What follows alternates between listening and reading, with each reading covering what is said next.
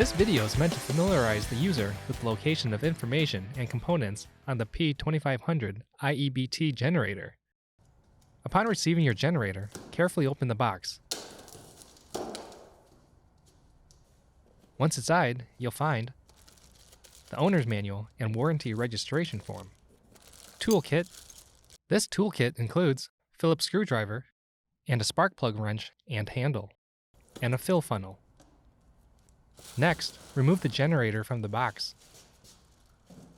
Beginning at the top of the generator, you'll find the cord hooks, which can be moved by pulling the hooks out from the frame and rotating up. 3 carrying handles, the fuel tank cap, and a maintenance door which provides access to the spark plug.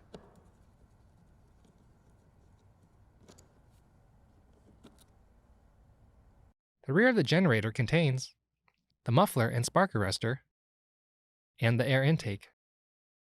Move to the right side to find the maintenance door. Removing this panel will give access to the battery, engine oil dipstick, air filter,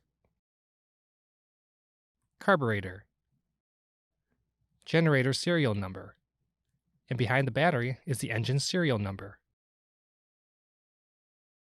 On the left side, you'll find the fuel valve switch and the recoil starter. On the front, you'll find the control panel.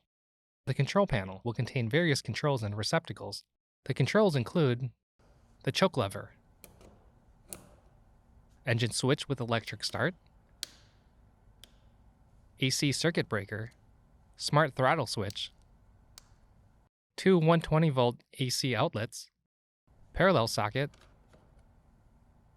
the indicator panel with low oil indicator, overload indicator, load stability indicator, and mode button, 5-volt USB and USB-C ports, carbon monoxide warning light, ground terminal, and the overload reset button.